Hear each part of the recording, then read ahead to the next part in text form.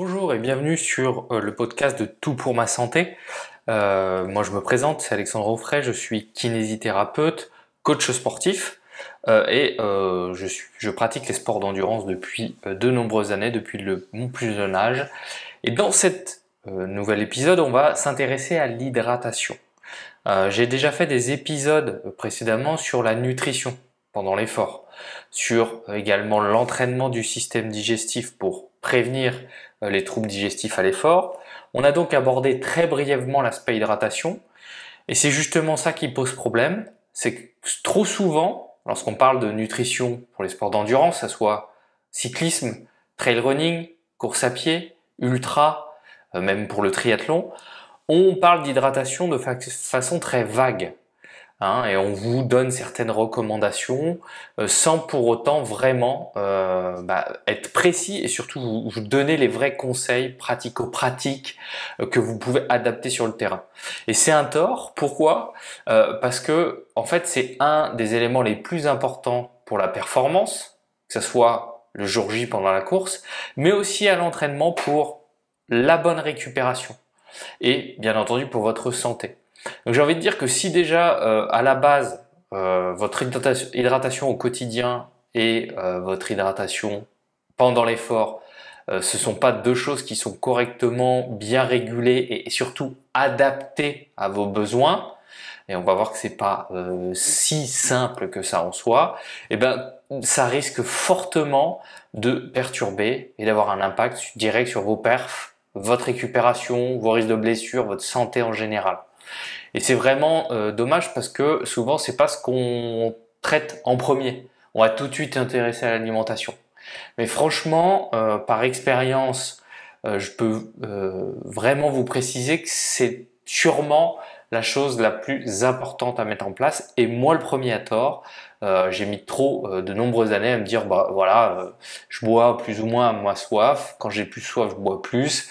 Et puis au quotidien, j'essaie de boire régulièrement. Puis bah voilà, l'hydratation c'est ça. En fait non. C'est ça quand on fait du sport de temps en temps, quand on fait des séances d'entraînement qui sont pas longues, 1 heure, 2 heures. Mais dès qu'on commence à s'entraîner régulièrement et à faire du sport avec des quantités, un volume et une intensité qui sont plus importantes, là ça devient vraiment primordial.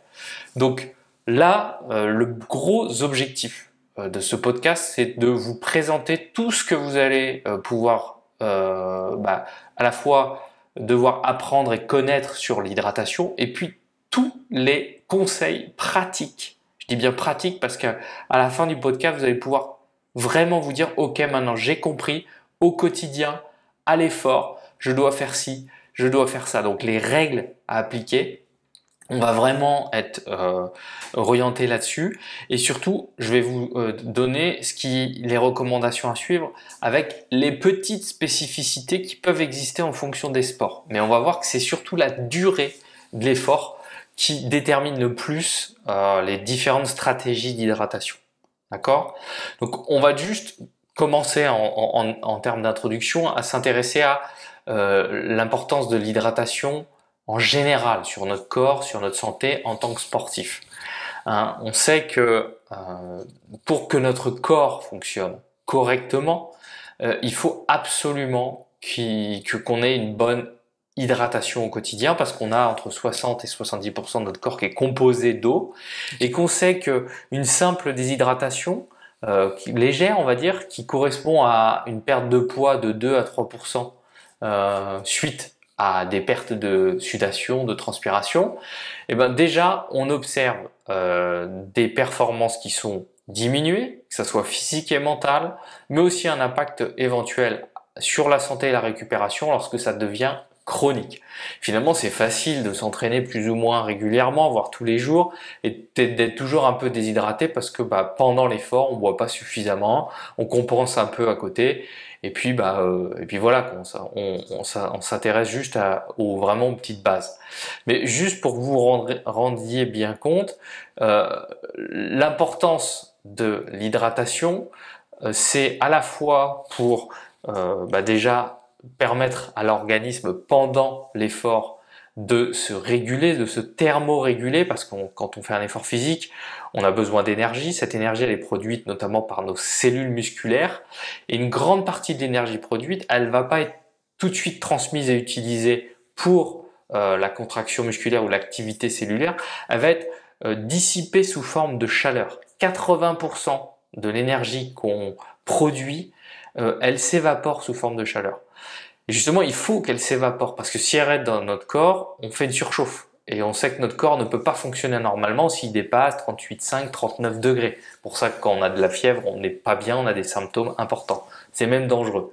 Donc, s'hydrater, c'est apporter suffisamment d'eau pour qu'on puisse suer suffisamment, transpirer, et grâce à la transpiration, en fait, l'eau qui s'évapore permet d'évaporer, évacuer la chaleur produite à l'effort. Donc ça, c'est super important.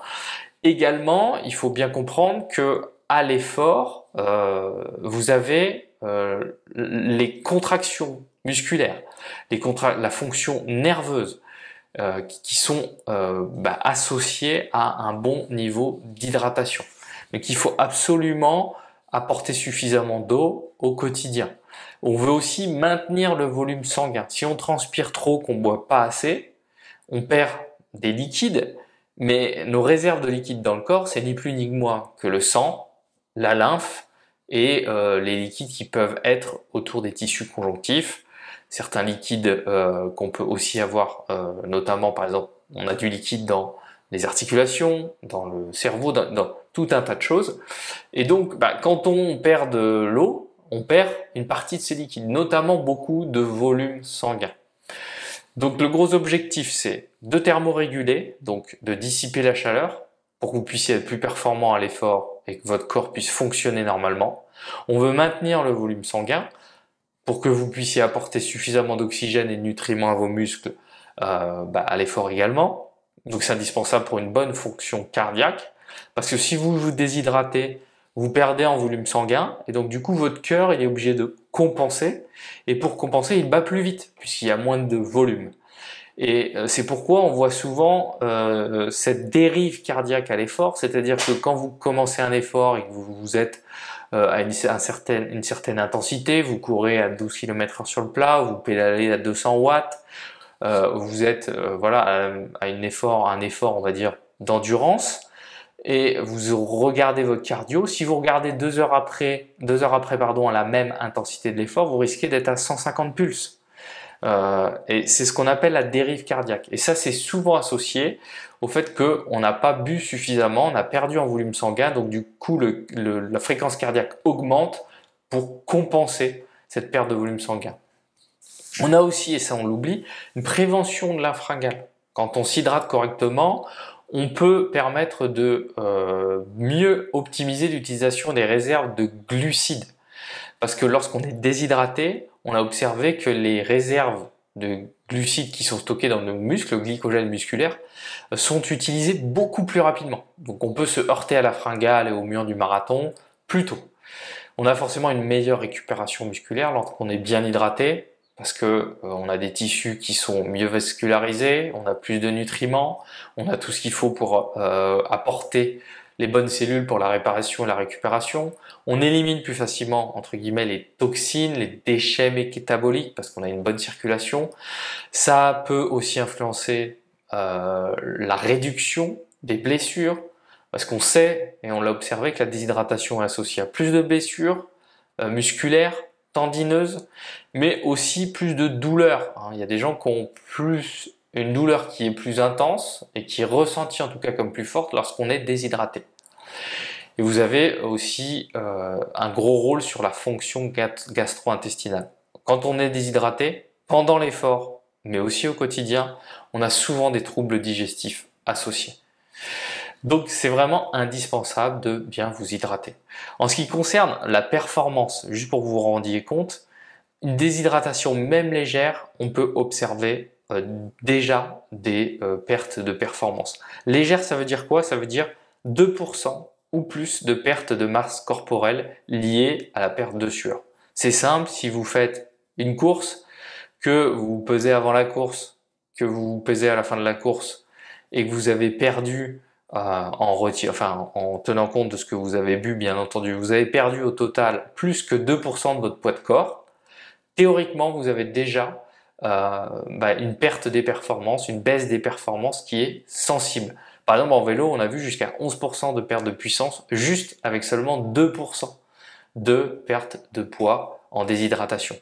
Et on a souvent donc une plus grosse fatigue, une baisse d'énergie, et aussi quand on va plus loin et qu'on passe à plus de 4% de perte de poids, et ça va plus vite qu'on le pense, là on va voir d'autres symptômes plus, on va dire, néfastes et désagréables, comme les crampes musculaires, la fatigue beaucoup plus extrême, l'augmentation de la température corporelle avec vraiment l'impression d'être en coup de chaleur, coup de chauffe, troubles digestifs, voire même de concentration, des étourdissements, malaise, etc. Donc c'est vraiment important de bien s'hydrater au quotidien, vous l'aurez compris.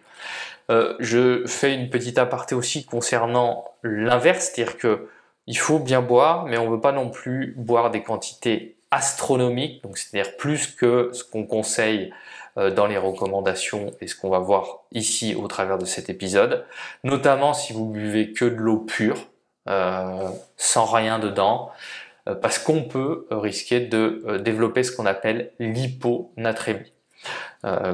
Globalement, c'est dangereux, très dangereux pour la santé, ça peut même conduire à la mort, mais ça s'observe que si vous buvez beaucoup et surtout de l'eau plate. Si vous suivez les recommandations en ajoutant dans votre eau, en buvant les bonnes quantités en fonction des conditions et de l'effort, en ajoutant éventuellement des glucides, en vous alimentant ou en prenant un peu de sodium, vous allez voir que théoriquement vous prévenez les risques d'hyponatrémie. Mais voilà, c'est important de le préciser, c'est pourquoi on a changé pas mal de règles concernant l'hydratation à l'effort et qu'on vous pousse, et on va le revoir, à boire à votre soif et à ne pas vous surhydrater parce que potentiellement ça peut être tout aussi grave, voire plus, que d'être déshydraté. Donc déjà, voilà, on a vu cette partie-là avec cette histoire d'hydratation. Il y a aussi l'aspect concernant les électrolytes, principalement le sodium, on perd des minéraux des sels minéraux lorsque l'on transpire. On va perdre beaucoup de sodium, un peu de potassium, de calcium, de magnésium. Mais d'après les dernières études et les recommandations scientifiques, le plus important c'est de s'intéresser au sodium, principalement sur les efforts longs, et on va le rediscuter juste après. C'est souvent précisé, souvent dans les produits que vous allez acheter, vous allez voir qu'il y a du potassium, du calcium, du magnésium, en plus du sodium. En soi, c'est qu'ils veulent essayer de reproduire les pertes de sueur. Si on analyse une sueur classique chez quelqu'un et qu'on voit un peu la composition, on retrouve ces différents sels minéraux, et donc ils essaient de mettre des proportions à peu près similaires. Mais en réalité, d'après les études, il n'y a que le sodium qui semble vraiment important. Les autres sels minéraux ne semblent pas avoir un impact sur la performance. Il semblerait qu'on en ait assez tant qu'on s'alimente correctement, qu'on a un apport quotidien qui est suffisant. Il n'y a pas de raison d'en ajouter pendant l'effort en tout cas. Et donc, on va pouvoir tout de suite s'intéresser aux dernières recommandations scientifiques sur le sujet. Ça, c'est valable. Que vous soyez coureur à pied, trail runner, que vous fassiez de l'ultra ou de l'entre-deux, vous êtes cycliste, triathlète. La première chose à comprendre, c'est que on conseille de boire à votre soif. Voilà.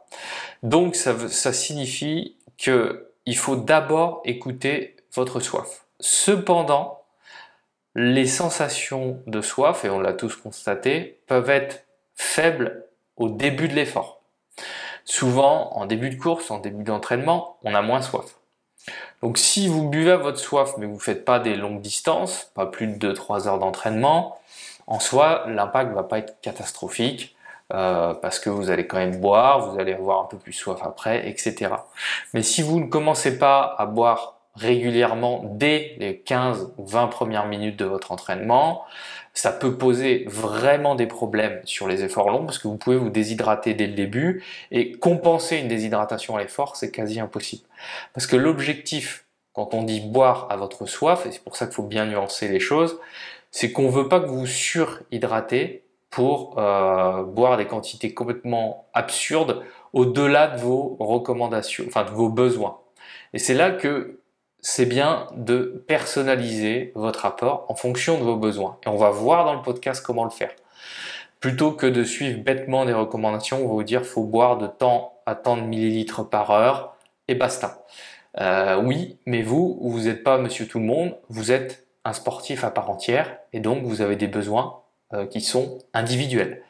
Et ça, c'est important. Donc, boire à votre soif, finalement, tout en respectant vos besoins individuels, mais pas aller au-delà et commencer à boire assez rapidement, dès 15-20 minutes d'effort. Ça, c'est déjà la première règle à respecter. Ensuite, il faut boire régulièrement, hein, c'est hyper important.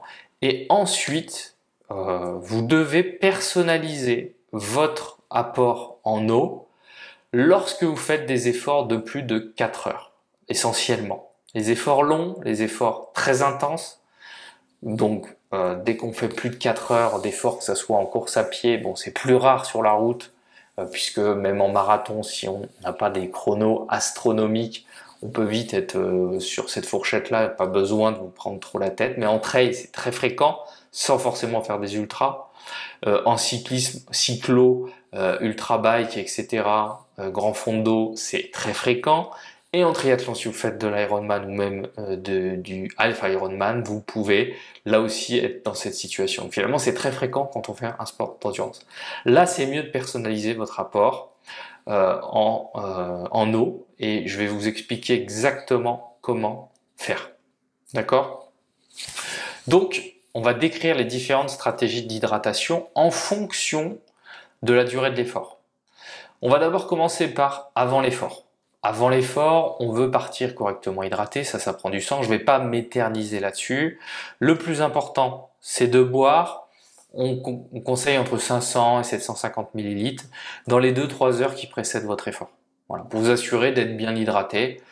C'est un peu ce qu'on conseille et puis une demi-heure avant votre entraînement, vous rebuvez au moins 250 ml, un bon verre d'eau pour pouvoir être bien hydraté. Avant la course, c'est le même principe. Si vous buvez régulièrement et que vous suivez cette règle, il n'y a pas de souci. Et puis vous contrôlez, logiquement vous devez avoir des urines plutôt pâles, claires. Faut pas qu'elles soient transparentes, sinon si c'est transparent c'est pas grave, mais ça veut dire que vous êtes plus qu'hydraté et ça sert à rien de boire plus, ça peut même être problématique puisque vous pouvez avoir mal au ventre à force. Urine claire avant le départ ou avant un entraînement, ça c'est signe que vous êtes bien hydraté. Si c'est foncé, il y a peut-être un petit souci. Ensuite, pendant l'effort. Donc sur les efforts courts, que ce soit en course à pied, en trail, en vélo, en tri, quand on dit court, c'est moins d'une heure d'effort. On ne conseille pas de boire de l'eau ou une boisson ou peu importe à des quantités précises.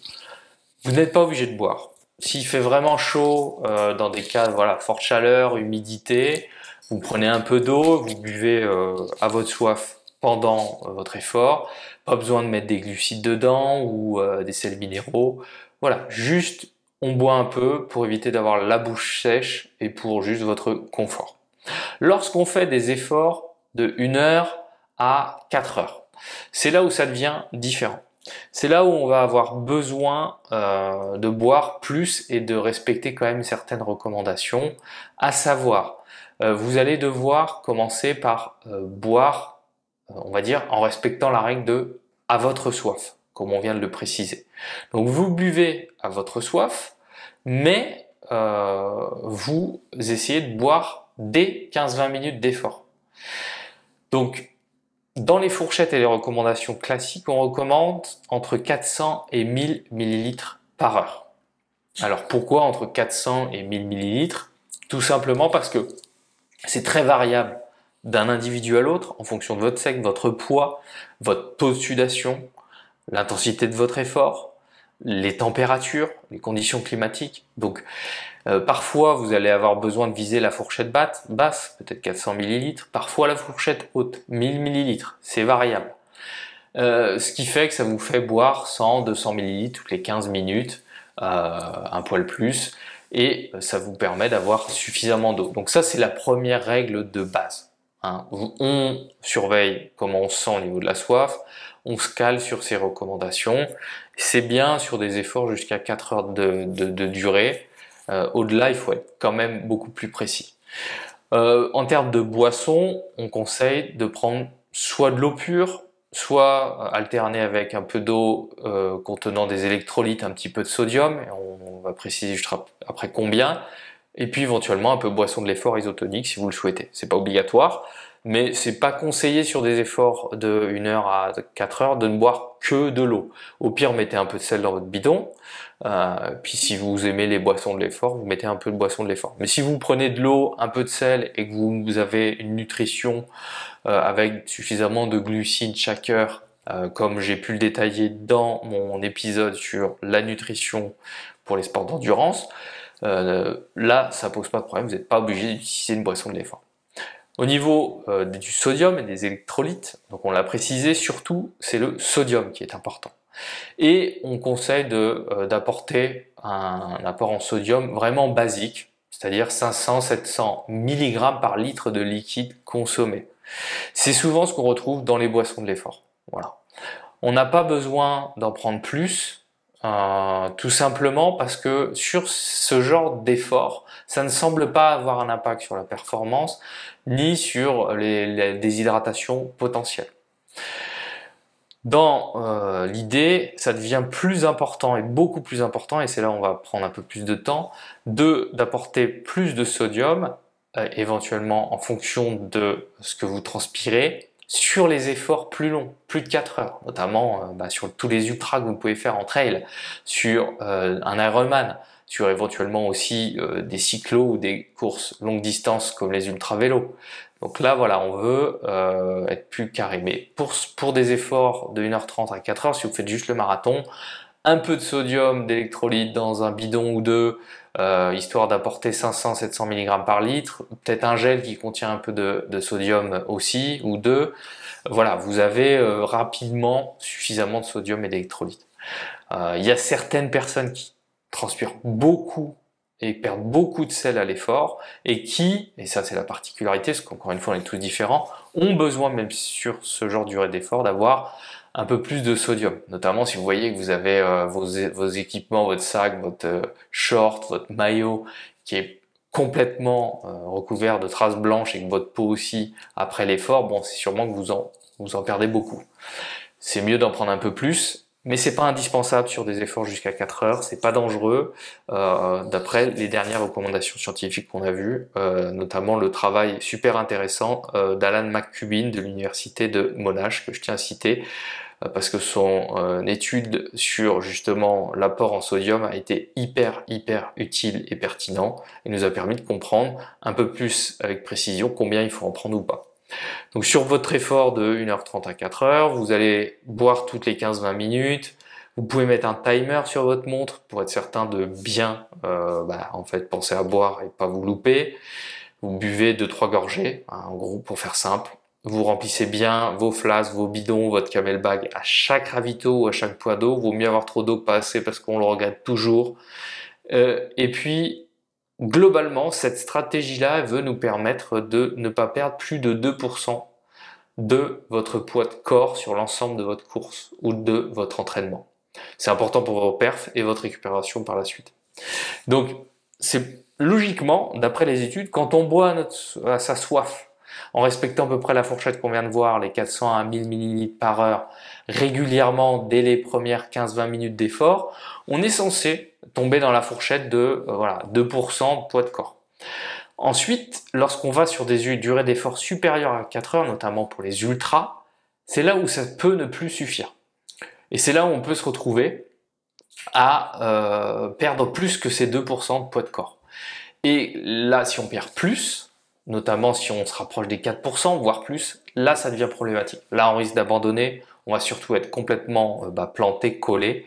On va surtout être extrêmement exténué, fatigué, avoir mal partout, peut-être plus pouvoir s'alimenter, parce que une des premières sources des troubles digestifs à l'effort, que ce soit en trail, mais également en vélo, c'est la déshydratation, parce que le système digestif vraiment se met en off lorsqu'il n'y a plus suffisamment d'eau dans l'organisme. Donc là, effectivement, on va vouloir avoir une stratégie un peu différente. Donc pour les efforts de plus de 4 heures, la règle de base, c'est toujours d'essayer de boire toutes les 15-20 minutes 150-250 millilitres et de respecter à peu près la fourchette de 400 à 1000 millilitres par heure. Ça, c'est vraiment la règle de base. Cette fourchette, elle est dépendante forcément des conditions climatiques. Parfois, vous pouvez avoir besoin que de 400, voire peut-être moins, lorsque vous avez des températures froides. Vous pouvez avoir besoin de 500-600 sur une température modérée, puis peut-être 800-900 quand il fait très chaud. Ça, ce sont des moyennes. Mais en réalité, les chiffres sont très très variables d'une personne à l'autre. Parce que vous comprenez que si on prend une moyenne, qu'on étudie 2000 coureurs à pied et qu'on en fait une moyenne, il y a quand même beaucoup de chances que vous puissiez tomber soit dans la partie légèrement au-dessus, soit légèrement en dessous. C'est très rare, légèrement en dessous de la fourchette. Donc légèrement au-dessus, ça veut dire que déjà, vous n'êtes pas sûr de vous dire, bon, moi, je vais taper dans le 1000 millilitres par heure. Vous allez vous dire, bon, je vais faire à peu près au milieu. Tant que j'ai pas trop soif, ça me semble bon, et on est bon. Mais là, ça va pas passer, parce que peut-être que vous avez besoin de plus. Et donc, c'est important d'ajuster cette fourchette. Cette fourchette, de recommandation, on va l'ajuster en fonction des conditions climatiques, en fonction de votre taux de sudation à l'effort, et je vais vous décrire comment mesurer ça, et vous proposer un calculateur qui va vous mâcher le travail, et puis en fonction de la température et du moment de la journée. Si vous faites un ultra, une cyclo, un Ironman, peut-être que le matin très tôt il va faire très frais, vous allez peut-être pas forcément beaucoup transpirer. Si c'est de nuit en trail, parfois on transpire peu ou pas, donc là forcément on va pas boire autant qu'en pleine journée, en pleine chaleur. Donc les quantités, on va les adapter à vos besoins. Ça c'est super important. En termes de boissons, on va alterner l'eau pure avec éventuellement une boisson de l'effort et ou des électrolytes, surtout du sodium. En ce qui concerne le sodium et les électrolytes, ça dépend de vos pertes en sel. Donc si vous perdez beaucoup de sel, et normalement l'idéal c'est de faire un test en laboratoire. Malheureusement, c'est peu ou pas accessible, c'est coûteux, c'est pas forcément pratique et c'est pas évident de savoir combien vous perdez. Pourquoi? Pour vous aider, en fonction d'un petit repère simple, à savoir les traces blanches que vous pouvez observer sur votre peau, sur vos vêtements après l'effort, on peut, je dis bien on peut, estimer globalement si vous êtes plutôt quelqu'un qui perd peu de sueur, moyennement ou beaucoup. Et à partir de là, on peut avoir des chiffres qui sont différents. La moyenne, c'est 500 à 700 mg de sodium par litre de liquide consommé. Tout compris. Donc vous regardez combien vous avez dans vos boissons, dans vos aliments. Vous n'êtes pas obligé de mettre du sel dans vos boissons si vous n'aimez pas ça, tant que vous mangez salé à la limite. Mais c'est ça, c'est le 500-700 mg vraiment minimum par litre de liquide absorbé. Ça, c'est bien si vous perdez peu de sel. Si vous en perdez plus, il faut prendre au moins 700 à 1100 mg de sodium par litre de liquide consommé. On va être un peu plus précis par la suite avec le calculateur et le test de sueur. Donc c'est là qu'on veut un apport personnalisé ici, d'accord? Et on veut vraiment personnaliser l'apport en eau, personnaliser l'apport en sodium. Parce que sinon vous risquez de ne pas combler suffisamment vos pertes et ça va être problématique. Il faut comprendre que sur les efforts, sur les ultras, là aussi on veut essayer de rester le plus longtemps possible à une perte de moins de 2% du poids de corps via les pertes de sueur. Donc ça demande vraiment quelque chose de très très très rigoureux parce qu'on a vu que si vous buviez juste à votre soif, ça peut suffire pour 4 heures d'effort souvent. Puis s'il fait plus chaud, si vous transpirez beaucoup, vous êtes quelqu'un qui est dans la fourchette haute, et c'est souvent le cas des gens notamment les hommes, qui ont un gabarit plus conséquent et ou qui sont un peu plus performants, qui ont une production d'énergie plus forte. Là, il y a souvent des taux de sueur importants. Là, vous allez plus être dans les fourchettes recommandées. Donc, Pour vraiment bien objectiver tout ça, on va pouvoir faire un test de sueur. C'est facile à mettre en place, vous pouvez le faire à l'entraînement. Et grâce à ce test de sueur, vous allez pouvoir déterminer combien vous perdez à l'effort par heure, et donc on va pouvoir voir combien vous devez boire par heure. Et c'est là que c'est intéressant, c'est que vous allez pouvoir personnaliser vos apports donc, et vos besoins. Idem avec le sel, on va estimer cela via une équation que je vous donnerai qui est inclue dans un calculateur. Vous n'aurez pas besoin de calculer quoi que ce soit, vous pourrez utiliser le calculateur que j'ai bien en lien dans la description de l'épisode, qui est accessible sur mon site, tout pour ma santé. Vous pouvez utiliser tant que vous le souhaitez. Et vous allez, une fois que vous avez adopté, enfin pas adopté, mais vous avez calculé, vous avez obtenu vos besoins, vous allez pouvoir les appliquer à l'entraînement. Le but c'est de vous entraîner. Parce que si vous buvez plus d'un coup et que vous n'avez pas l'habitude, notamment vous dites bon le jour J, je sais que ma course est l'été, que je vais avoir besoin de boire au moins tant de litres par heure, je vais prévoir ce qu'il faut. Mais si vous vous entraînez pas en amont, vous risquez d'avoir des gros troubles digestifs parce qu'il faut entraîner votre système digestif à courir ou pédaler, et surtout courir, entraîner en course à pied avec du volume dedans. Avec du volume. Et ça, avec un entraînement régulier sous quelques semaines, quelques séances, votre organisme il s'habitue et vous avez plus trop de symptômes digestifs, voire pas du tout. Donc c'est hyper important de mettre ça en place. Donc, faut savoir qu'il existe de grandes variations d'un athlète à l'autre concernant les quantités de sueur perdues à l'effort. On observe, voilà, ça peut être de 500 ml par heure chez quelqu'un qui sue pas beaucoup. C'est à peu près ça au niveau des chiffres. Et on peut voir du 2 litres et plus par heure pour les personnes qui transpirent beaucoup sous forte chaleur. On a même vu des taux à plus de 3 litres chez certaines personnes par heure. 3 litres par heure. Donc imaginez si ce genre de personnes respectent les recommandations, à savoir 500 ml à 1 litre par heure de liquide, vous doutez bien qu'ils sont très rapidement déshydratés.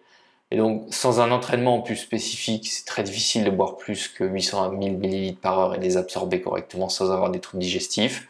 Pourquoi? Il faut être bon et pas laisser passer ça et pas être négligent. Et en termes de contenu en sodium dans la sueur, la moyenne c'est 500 mg pour ceux qui ont peu de sueur, peu de sodium dans leur sueur, et jusqu'à 1800 à 2000 mg par litre de sueur. C'est à peu près ça la moyenne. Donc vous voyez, là aussi c'est très variable. Donc on va calculer les besoins et je vais vous expliquer ensuite, une fois qu'on aura calculé les besoins grâce au test de sueur, ce qu'il faut respecter comme apport. Donc le test de sueur, c'est super simple. L'idée c'est de vous dire, ok, je vais mesurer combien je perds pendant un entraînement. Comme je me prépare pour logiquement une course, ou ça peut être juste parce que vous voulez connaître actuellement pour bien vous entraîner, récupérer vos pertes et les combler à l'entraînement, mais logiquement souvent on le fait souvent pour préparer une course. Vous dites bon ok, ma course elle a lieu à telle période de l'année, théoriquement ce sont des températures qui sont à peu près de temps, et vous essayez de vous entraîner en reproduisant l'intensité que vous êtes censé faire le jour J et sous à peu près les mêmes conditions. Donc c'est pas toujours simple, mais du coup si vous pouvez pas vous entraîner sous forte chaleur parce qu'il n'y a pas eu de coup de chaud avant votre effort, avant votre course, vous savez au moins que, je dis n'importe quoi, mais à 20 degrés vous perdez 1 litre par heure, que vous devez boire 750 à 800 millilitres sous des conditions classiques. S'il fait très chaud, vous viserez plus haut. Mais l'idée c'est ça, c'est de reproduire les conditions du jour J au max. D'accord? Donc, vous allez vous peser nu avant de partir vous entraîner. Vous essayez bien entendu avant ça d'aller aux toilettes pour bien vider votre vessie et vous pesez 2 fois pour être sûr que votre balance est fiable et qu'elle vous donne le chiffre exact, et vous notez votre poids sur un bout de papier. Ensuite, l'idéal c'est de faire le test sur 1 heure. Pourquoi? Parce que pendant 1 heure, vous n'êtes pas obligé de boire, vous n'êtes pas censé manger, donc vous pouvez juste partir courir ou pédaler, rentrer, vous sécher, vous mettre encore une fois nu, puis bien vous sécher pour sécher avec une serviette, absorber toute la sueur qui est sur vous, et vous vous pesez à nouveau. Et là, forcément, ça devient très facile de calculer sur 1 heure combien vous avez perdu via la transpiration. Mais souvent, ça peut être aussi intéressant par la suite. Vous pouvez commencer par ce test simple, et par la suite, vous pouvez faire un test où vous faites sur 2 heures. Pourquoi? Parce que des fois, on peut avoir un taux de sudation différent sur la première heure comparativement à la deuxième heure. 2 heures, c'est bien. Plus que 2 heures, bon, c'est compliqué, c'est pas forcément plus intéressant. Les différents nutritionnistes auxquels j'ai pu discuter de ça et qui ont beaucoup d'expérience sur le sujet ont expliqué qu'ils ne voyaient pas l'intérêt de faire des tests sur plus de 2 heures d'effort parce qu'on peut avoir de très bonnes estimations sur 2 heures. Donc si vous faites plus d'1 heure et que vous avez prévu de boire et manger pendant votre effort, hein, c'est conseillé si vous faites plus d'1 heure, sinon ça peut être limite, avant de partir, vous prenez vos bidons, vous prenez les aliments, les ravitaux que vous avez prévus, vous pesez tout et vous notez ça sur un bout de papier. Combien vous avez en poids de votre eau dans vos flasques ou dans vos bidons et vos aliments. Vous partez vous entraîner, vous faites la durée prévue, ça peut être 1h30, ça peut être 1h20, ça peut être 1h40. C'est bien de faire au moins 1 heure, parce que il faut quand même, des fois à l'échauffement on transpire pas tout à fait pareil, on met plus de temps. Donc c'est pour ça que c'est quand même un minimum d'1 heure, c'est quand même bien. Et vous essayez de faire un effort d'intensité similaire. Donc si vous faites des courses de 4-5 heures, des fois l'intensité sera quand même plus élevée, notamment au départ. On part un peu trop vite souvent. Puis sur les ultras, on a une intensité d'effort qui va être plus faible, même au départ. Donc vous essayez de vous caler sur votre rythme que vous avez l'habitude de prendre en course, sur un départ en fonction de vos objectifs. Vous prenez les mêmes vêtements, si vous habillez à peu près pareil, donc l'idée c'est pas de trop vous couvrir, justement c'est de vous habiller, d'avoir le même matériel que le jour J de la course, et idéalement avec des températures similaires. Vous faites attention à noter si vous allez aux toilettes. Si vous urinez, vous notez le nombre de fois que vous allez uriner. Forcément, on va pas pouvoir savoir exactement combien vous avez uriné, mais globalement, on sait que c'est à peu près 300 ml de liquide, soit 300 grammes, par pause pipi. Donc, si vous notez combien de fois vous avez fait pipi, ça suffit. Vous vous pesez, donc on l'a vu après la séance, et puis si vous avez eu l'option où vous avez consommé des ravitaux et des boissons, vous pesez vos bidons, vous pesez les aliments qui restent, et comme ça vous savez combien en poids vous avez consommé en liquide et en ravitaillement. Et vous le notez sur un bout de papier. Et vous notez aussi sur votre bout de papier ou sur votre note de téléphone la durée de la séance, la date et la température. Si vous ne savez pas, vous regardez, vous mettez aussi l'heure, pardon. Vous regardez sur une appli météo, il y a Météo Blue par exemple qui est très bien, Météo Ciel, il y a plein d'applis météo, Météo Consult, vous pouvez regarder combien il faisait à peu près à la période où vous êtes entraîné. Et là vous allez pouvoir utiliser l'équation classique où on veut évaluer vos pertes de sueur totales par heure. Donc on va faire votre poids perdu, donc le poids avant l'entraînement moins après l'entraînement, plus le poids de l'ensemble des liquides et des aliments que vous avez consommés, qui ne veut pas, parce que là on veut vraiment calculer que les pertes liées à la sueur, et on va aussi retirer, et on va à l'inverse retirer le volume urinaire, ce que vous avez uriné.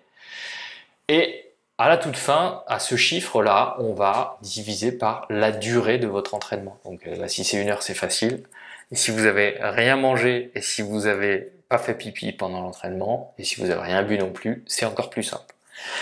Donc, si vous avez besoin, vous pouvez utiliser le calculateur que j'ai mis en place. C'est super facile parce que, par exemple, si je prends mon calculateur que j'ai mis en place, que je pèse 68 kg, qu'après mon effort, j'étais à 65,5, que j'ai bu l'équivalent d'1 litre, que je me suis arrêté faire pipi une fois, et ça c'est ce que j'entre dans le calculateur, et que en minutes, mon entraînement a duré, on va dire, 110 minutes, donc presque 2 heures.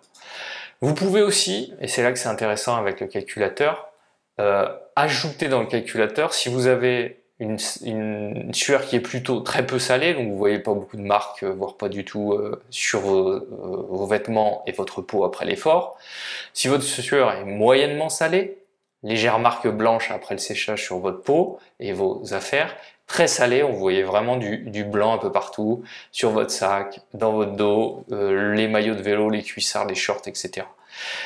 Moi, en l'occurrence, je vais mettre que je suis très salé. Et mon calculateur, il va aussi me demander ce que je prépare comme course. Est-ce que je prépare une course longue, mais entre 1h30 et 4 heures d'effort, ou plutôt très long, type ultra, cyclosportive, etc., plus de 4 heures d'effort.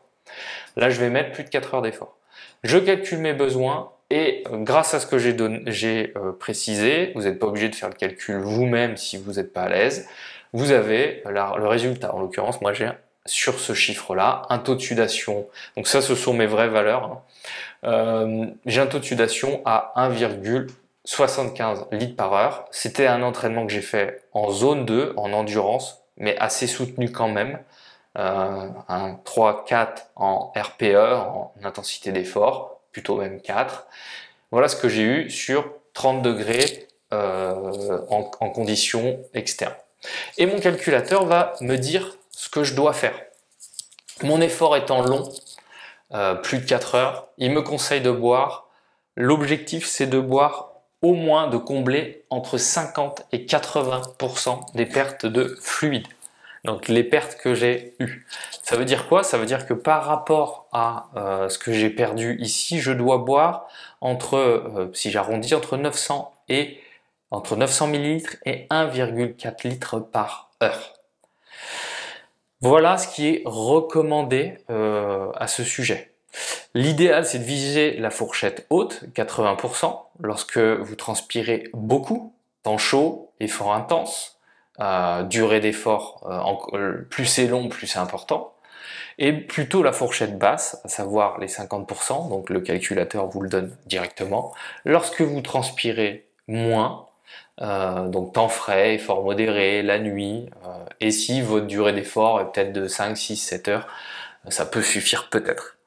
Donc vous voyez, ça fait beaucoup. Moi, je n'ai jamais bu ces quantités-là jusqu'à présent, jusqu'à ce que je fasse le test. Je n'ai jamais essayé de boire plus que, on va dire, 800 millilitres par heure, ce qui me paraissait beaucoup puisque les recommandations conseillent 400 à 800. Et ce qui est intéressant, c'est quand on fait les tests, on observe qu'il y a beaucoup de gens qui se retrouvent avec des pertes de sueur à l'effort vraiment très conséquentes. Surtout qu'on fait souvent des sports où nos objectifs sont sous forte chaleur.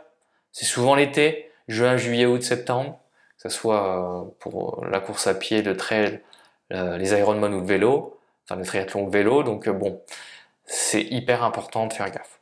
Le calculateur va aussi me donner mon sodium. Il faut savoir que le sodium, on ne veut pas tout remplacer. C'est comme l'eau. L'eau, on ne veut pas tout remplacer. C'est trop, c'est pas nécessaire, ça crée des troubles digestifs. C'est pour ça qu'on vise 50 à 80%. En sodium, on va viser 50 à 70% si on est dans la fourchette de ceux qui perdent pas mal de sel à l'effort et qui, notamment, ont des durées d'effort vraiment prolongées. Donc moi en l'occurrence, je suis censé prendre, d'après les calculs, ce sont des estimations pour le sodium, entre 900 et 1200 mg de sodium par litre de boisson consommée. Attention, c'est pas les chiffres pour le sel, on parle de sodium. Du sodium, le sel c'est à peu près moitié chlorure, moitié sodium. Donc si vous prenez 3 grammes de sel, vous avez grosso modo 1,5 g de sodium. Et là, on parle bien des recommandations en termes de sodium. C'est ce qui est écrit sur l'emballage de vos aliments, de vos boissons, de vos électrolytes. Par contre, si vous utilisez du sel de table, ce qui est tout à fait possible puisque le sel de table c'est du chlorure de sodium, donc c'est très adapté et très bien. Il faut donc faire le calcul, combien de grammes de sel vous mettez, et ça va correspondre à peu près tant de sodium, comme je viens de vous l'expliquer. Et ce sel peut être apporté via le sel de table, les électrolytes que vous achetez dans le commerce, les électrolytes contenus dans vos boissons d'effort, dans les gels, les ravitaillements, et ou dans les aliments salés que vous pouvez consommer. C'est valable parfois en ultra, en trail. On peut s'arrêter sur le ravito, prendre du salé, on en a besoin pendant l'effort, notamment pour pas avoir tout le temps, pendant des heures et des heures, le goût sucré. Il y a même l'option capsule de sel pour ceux qui préfèrent, et que vous consommez avec de l'eau, bien entendu. Voilà. Ces recommandations-là, elles sont adaptées en fonction de votre préférence, votre ressenti, et aussi votre entraînement. Donc, vous allez écouter votre corps, vous allez pratiquer à l'entraînement. Le jour J, vous n'allez pas vous dire, là, si vous découvrez le podcast, que vous avez une course dans une semaine, vous avez jamais bu plus de 600 millilitres et que le calculateur vous conseille de boire au minimum 1000 millilitres, ça va être compliqué parce que vous n'êtes pas entraîné, donc c'est risqué le jour J. Essayez de boire plus, mais faites gaffe à pas non plus vous faire exploser entre guillemets le ventre si vous n'avez pas l'habitude, parce que vous allez vous faire mal. Mais si vous arrivez à faire le bon calcul avec ces petits tests de sueur que vous pouvez faire de temps en temps, en fonction de votre forme, en fonction des conditions, comme ça vous avez différentes valeurs. Vous dites tiens, quand il fait pas trop chaud, je perds tant. Quand il fait très chaud, je perds tant. Quand je suis un peu plus affûté, en forme, je perds tant, etc. C'est pas compliqué parce que vous pouvez le greffer très facilement, comme vous l'avez vu, sur un entraînement d'une heure, sans contrainte particulière, vous notez et basta. Et là, ça va vous permettre vraiment d'appliquer tout ça au top. Et ensuite, on pratique à l'entraînement. Ça veut dire qu'au minimum de 3 fois par semaine, vous respectez les besoins que vous aurez à apporter en eau, en liquide pendant votre course. Ça, vous l'appliquez 2-3 fois par semaine en essayant de boire les mêmes quantités de liquide par heure que ce que vous devez faire le jour J pour que votre intestin, qui est comme un muscle, va finir par s'adapter à améliorer ses capacités d'absorption et sa tolérance. Vous allez reproduire les conditions de course du mieux possible à l'entraînement. Vous allez augmenter progressivement les quantités. Peut-être 100 ml par 100 ml ou 50 ml par 50 ml sur chaque semaine. Vous notez si vous vous sentez pas bien, vous avez mal au ventre, vous dites bon voilà, là j'ai fait tant, j'ai eu des symptômes, j'attends de m'habituer, et puis si la semaine d'après je vois que j'ai plus ces symptômes là, hop, j'augmente un petit peu jusqu'à atteindre les recommandations que vous devez suivre pour le jour J. Et bien sûr, vous testez différentes boissons, et on va en parler juste après. Les boissons, c'est hyper important parce que vous allez pouvoir voir entre l'eau pure et les différentes boissons isotoniques ce qui peut vous convenir. Donc, au niveau des boissons, la base c'est l'eau plate. C'est très bien si vous faites forcément des efforts plutôt courts, pas trop intenses, vous n'avez pas besoin de vous alimenter spécialement, l'effort n'est pas très long, très bien. Si vous faites du très long, vous allez alterner l'eau avec l'eau et les sels minéraux, notamment du sodium, l'eau et les boissons isotoniques de l'effort, qui vont vous apporter 30 à 60 grammes par litre de boisson et qui souvent contiennent des électrolytes, notamment le sodium.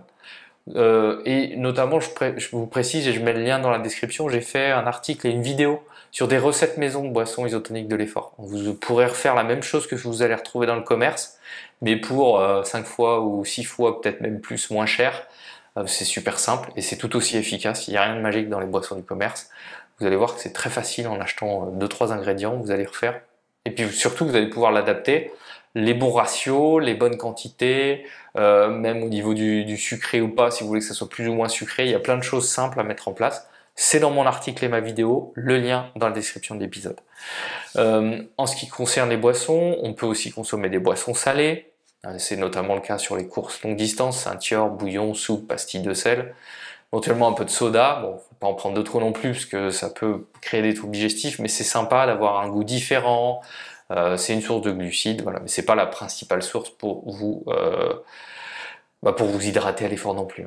Et par rapport à tout ça, une fois que vous savez combien vous devez consommer à l'effort et ce qui passe bien au niveau des boissons, vous allez pouvoir établir votre plan d'hydratation, vous notez combien vous devez boire par heure, qu'est-ce que vous avez testé à l'entraînement et qui fonctionne bien, qu'est-ce qui ne donne pas de troubles digestifs et que vous vous sentez bien, et puis vous allez tout simplement pratiquer ce plan d'hydratation le plus possible avant votre course, en écoutant votre corps, et c'est important de respecter les consignes. Vous allez voir, ça va changer non seulement votre pratique au quotidien, parce que vous allez beaucoup mieux récupérer, moins de problèmes digestifs si vous faites de la course à pied ou du trail, être mieux après l'effort en général, même au boulot, pour la vie de famille. Et puis également, vous allez pouvoir être bien mieux le jour J et sur vos sorties longues, vos sorties intenses et ou longues, où là vous allez être beaucoup plus endurant, beaucoup plus durable. On évite beaucoup de choses avec une bonne hydratation. Mais vous voyez, en fait, si vous faites le test, vous allez être surpris des résultats. Hein. Et n'hésitez pas d'ailleurs à me communiquer, à m'en faire part, mettre un petit commentaire à l'épisode, dire waouh, moi j'ai testé le test de sueur et j'ai tant de litres de perte par heure, j'étais loin de ça. Et testez, mettez en pratique ce qu'on vient de voir parce que c'est vraiment hyper important. Ensuite, vous avez alors je ne vais pas détailler l'équipement que vous allez avoir besoin d'utiliser pour transporter l'hydratation. Je vous en toucherai 2 mots à la fin, notamment pour le trail en particulier. Et puis, on va aussi s'intéresser à l'alimentation après, pardon, l'hydratation après l'effort. Donc après l'effort, c'est très simple. On va vouloir boire régulièrement, toutes les 20-30 minutes, et pendant au moins 6 heures. Parce que ce qu'on veut absolument, c'est se réhydrater rapidement sous les 6 heures. Et souvent, ça passe par une hydratation régulière avec pour objectif de remplacer 150% de la masse corporelle perdue pendant l'exercice. En gros, pour chaque kilo perdu pendant votre effort, vous allez devoir boire 1,5 litre de liquide réparti sur les 4 à 6 heures après l'effort. Vous n'allez pas tout boire d'un coup. Vous n'êtes pas obligé, bien entendu, de vous peser à chaque fois et de vous dire bon là j'ai perdu du temps, là j'ai perdu du temps, là j'ai perdu du temps. Non, vous allez boire à votre soif régulièrement. Si vous faites un test de sueur de temps en temps, vous aurez 2-3 données, ça vous donnera une idée. Parce que même si vous en hydratez correctement, rappelez-vous, le but c'est pas de compenser toutes les pertes d'eau. Hein, on va compenser que la moitié ou jusqu'à au mieux 80%. Donc on va avoir des pertes. Donc on va devoir les combler avec une bonne hydratation derrière. Et si vous devez récupérer très vite, on va vouloir boire de l'eau riche en glucides et une boisson protéinée ou un aliment protéiné. Si vous voulez juste récupérer bien, mais vous n'avez pas une course le lendemain et que c'est vraiment surtout pour l'entraînement, il faut tout simplement boire suffisamment d'eau, ça peut être de l'eau plate, un peu d'eau gazeuse type Ceinture, et puis manger rapidement. C'est beaucoup plus sain, beaucoup mieux. Parce que votre repas il va vous apporter les glucides de qualité plutôt complexes, les protéines de qualité, là aussi, et vous n'avez pas besoin de prendre un shaker avec votre boisson protéinée, ce genre de choses.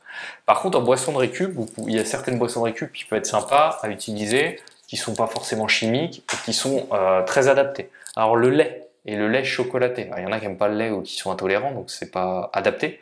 Mais pour les autres, faut bien comprendre que le lait fait partie des boissons les mieux absorbées par l'organisme et qui permettent de se réhydrater d'après les études qu'on a faites sur le sujet, très adapté. Puis il y a quand même à la fois des glucides, à la fois des protéines dans un ratio relativement intéressant.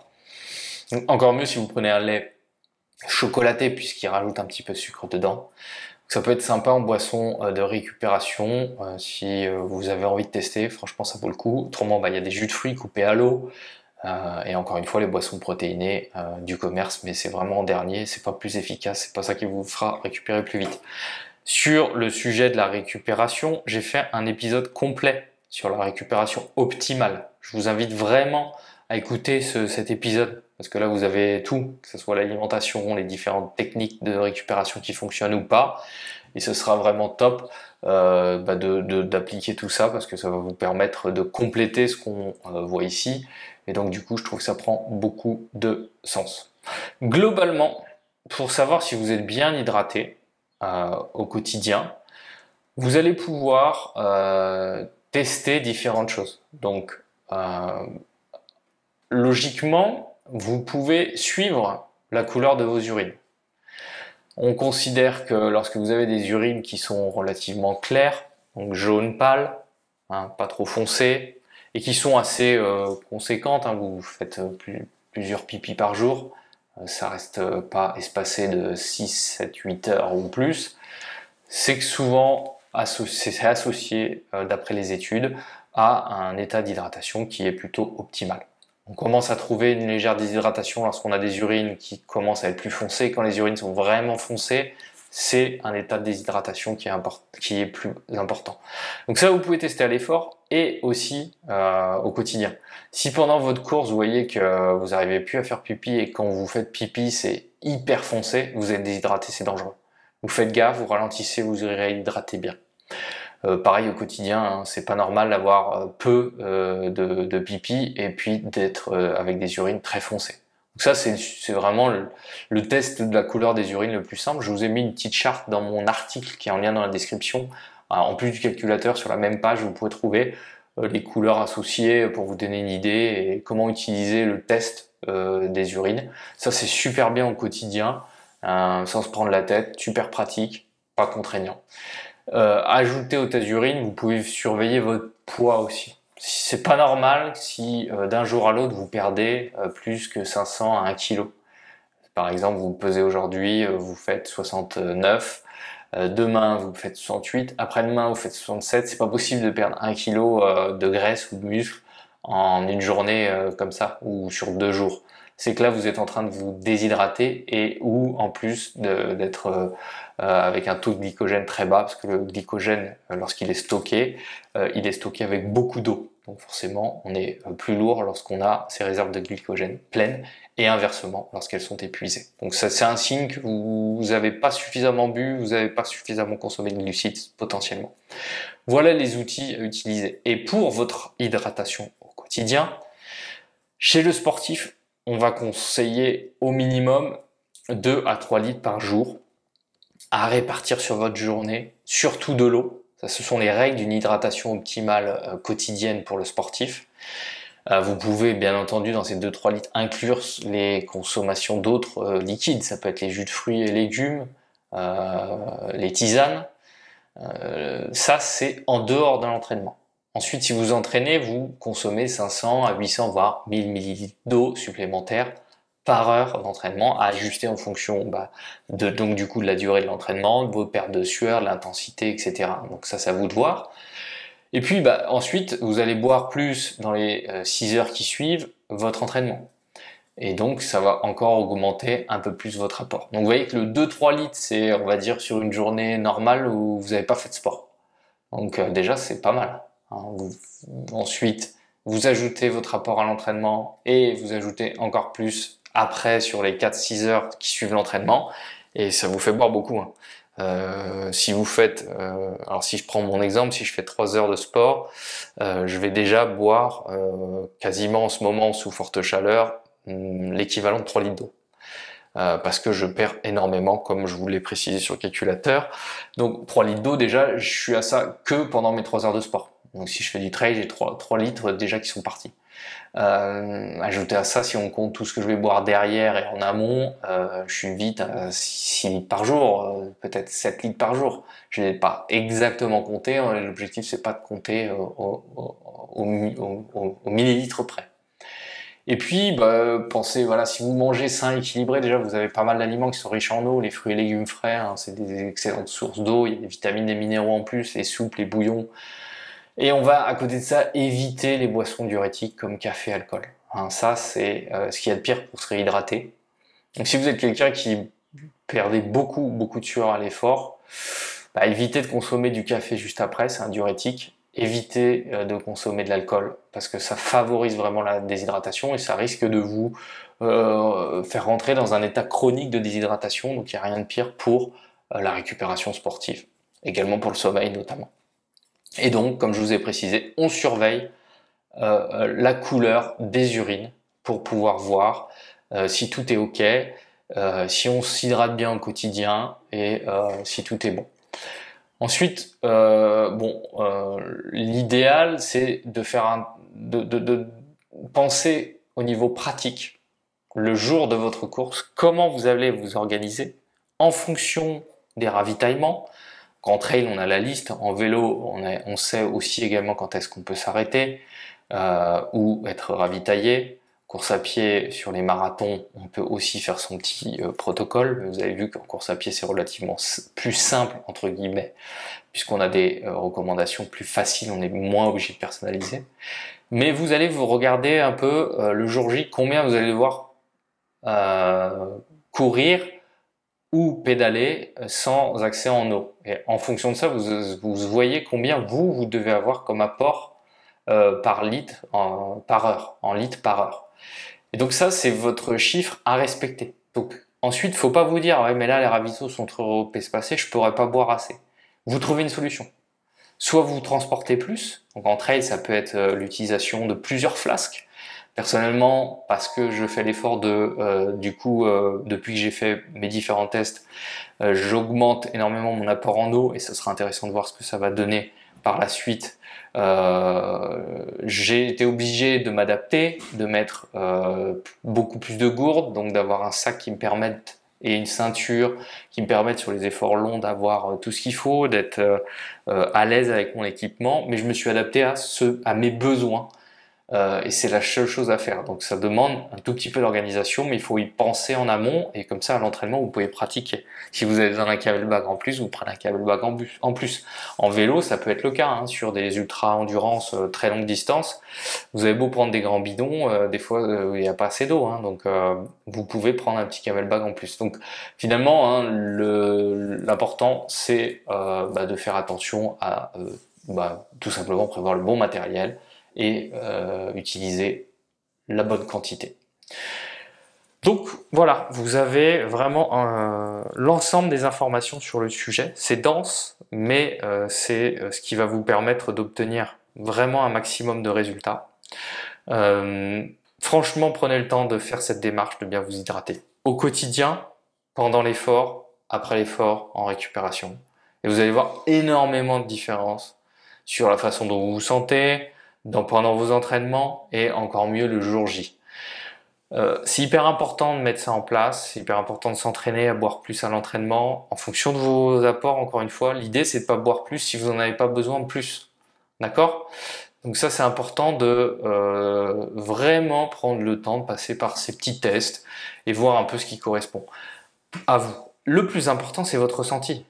Si vous vous sentez mieux, c'est que c'est bénéfique. Mais si vous vous sentez déjà très très bien actuellement et que vous avez l'impression d'être super bien hydraté, vous faites un test, vous vérifiez au cas où.